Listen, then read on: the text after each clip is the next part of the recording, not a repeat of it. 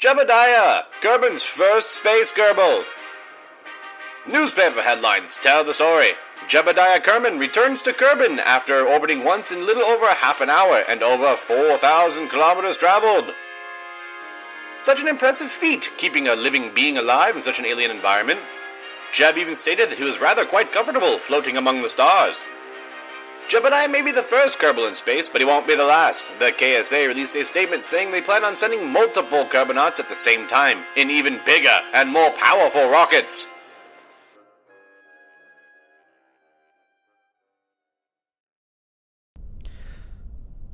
Hello everyone, this is Shimmy, and I am back with some more Kerbal Space Program, working on my Sandbox space campaign, and today we are going to do another moon mission. I am going to try and land a probe on the moon, and I'll go ahead and try and return it home. So I spent a little time designing a vessel off-screen to do that. So basically it's a probe that will go ahead and go to the moon, just like you've seen before, land, and then after I've finished that, I'm going to go ahead and bring it back, and hopefully I'll be able to retrieve it. So, I'm going to go ahead and skip through the entire launch process, at least for the video, for the sake of that. You know, that kind of gets a little repetitive. So I'll probably go ahead and cut until I have finished my planning, and probably I'm just about to burn towards the moon. I should also mention that this vessel costs 19,000 krones. I also did a one-flight test, so that that cost me about 3,000 krones to test, or something like that. I just want to make sure I could get it into orbit and get at least part of it. Part of the mission I was able to complete. So either way, I'll go ahead and leave it at that. I'm going to go ahead and just start with the launch here, and I'll see you when we get into the interesting stuff.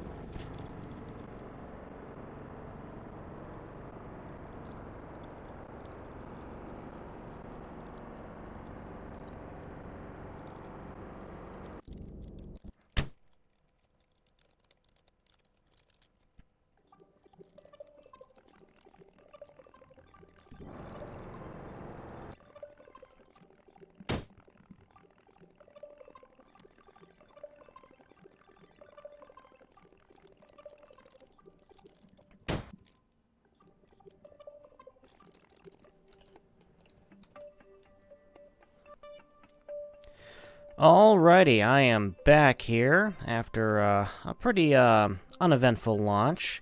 Went ahead and I went ahead and disconnected from the second stage there because it barely had any fuel. I went ahead and planned out my maneuver here. We're gonna go ahead and intersect the moon. I'm gonna go ahead and start the burn right now. So, yeah, I was thinking about doing a manned mission next, like I did last, except I just don't have quite enough funds in order to fund that. I think I need at least like 250,000 before I'm comfortable, because if I go into debt when I launch the vehicle, then I get less money back when I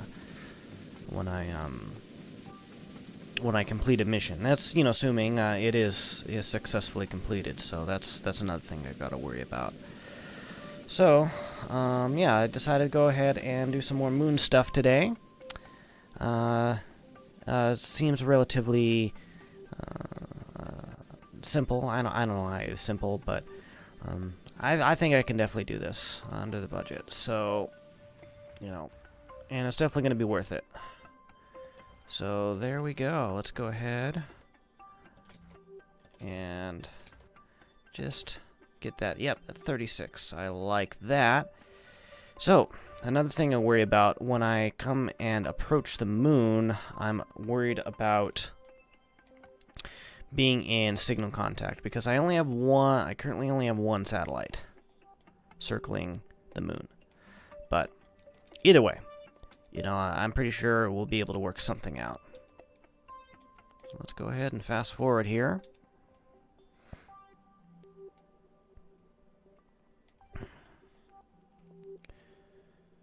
Alrighty. Out of contact. Okay. I was wondering about that.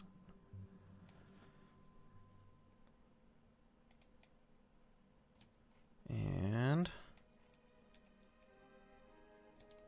yeah. I think this is going to work out just fine.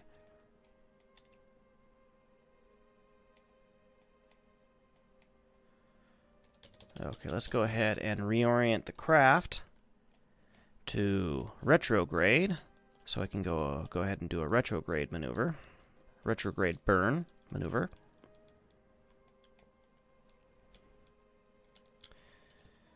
And let's see here, time to periapsis, 2 minutes and 30 seconds. Let's go ahead and speed that up a bit, because the retrograde burn maneuver is not that long, even with the small engine that I usually choose for this sort of thing. And the reason why I choose smaller engines is because they are cheaper.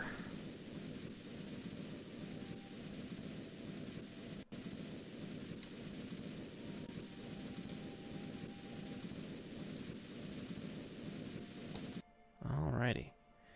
That isn't perfectly circular, but, you know, that is definitely going to work. So what I'm going to do now, in order to land, I'm still going to want to be in contact, so I'm going to plan the landing for the Mooncom Alpha satellite to be overhead. So I'm probably going to land right here when it's in daytime and all that. So let me just go ahead and just wait for that situation to be perfect or opportune, I guess. So anyway, I'm going to go ahead and cut until I get to that point.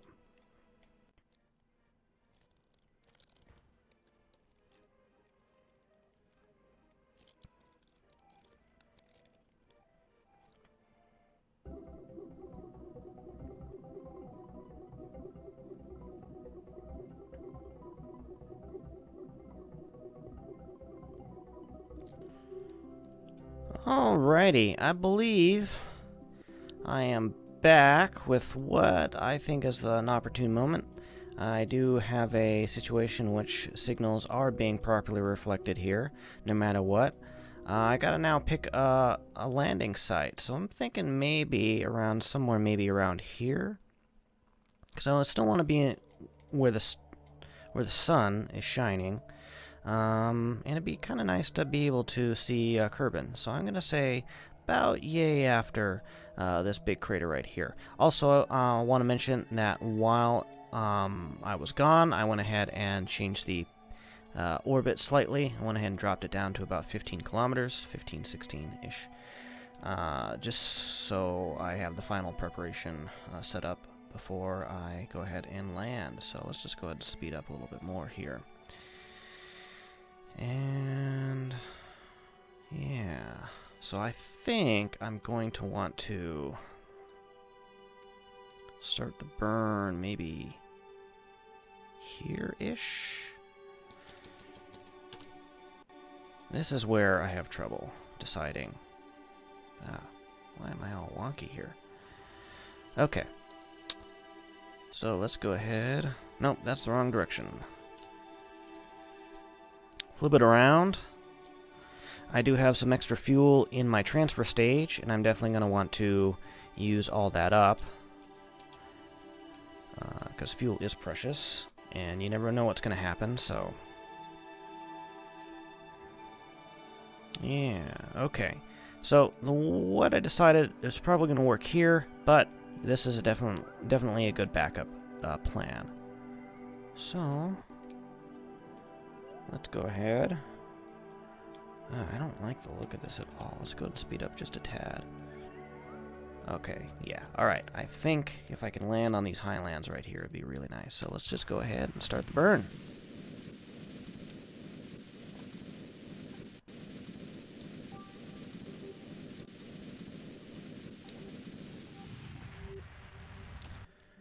So my orbit is currently Intersecting. I believe I am out of fuel now, yes. Go ahead and gear.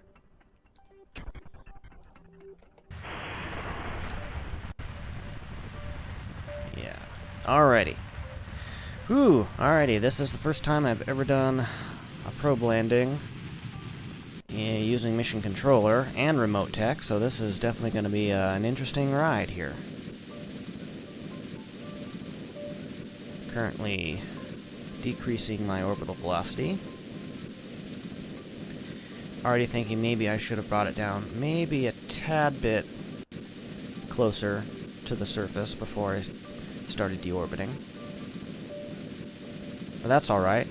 I definitely packed enough fuel for a little bit, you know, more, just in case I wasn't as efficient as, you know, NASA, I guess. So, yeah, I don't really want to land in a crater. I'm not really looking to land in a crater. Maybe I'm going to have to land in that crater.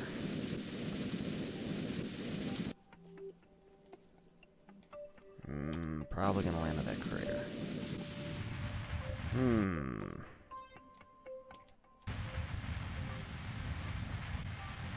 Well, I don't want to land on the side of the crater, so I want to go ahead and shoot directly for the inside of the crater. Okay.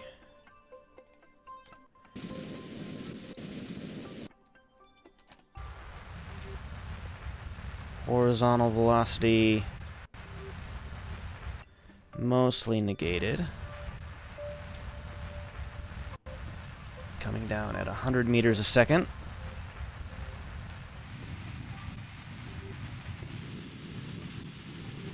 Here we go. 8,000 meters.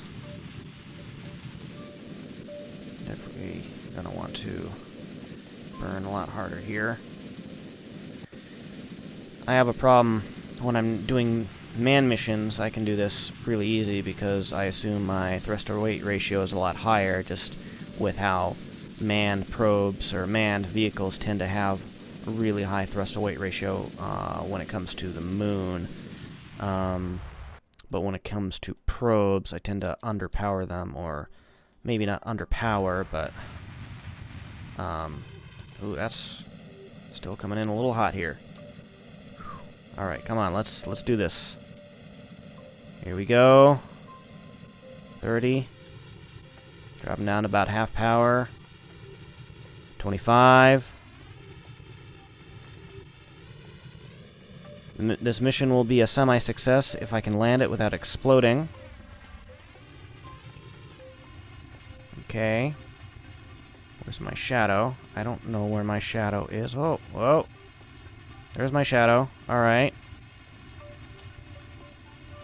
Things are happening here. Don't want to go too slow, because then I'll be wasting fuel. Alright. Now around 5 meters a second. Still coming down, nice and smooth. Okay. Final velocity burn here, and touchdown! Woo! Alright! Awesome! Whew. So let's see here. I went ahead and finished that goal. Let's go ahead and finish that mission. We got paid! So, now we have 227,000 crowns, but that's only half of it. Now we want to go ahead and get back home. Go ahead and return it back to Kerbal.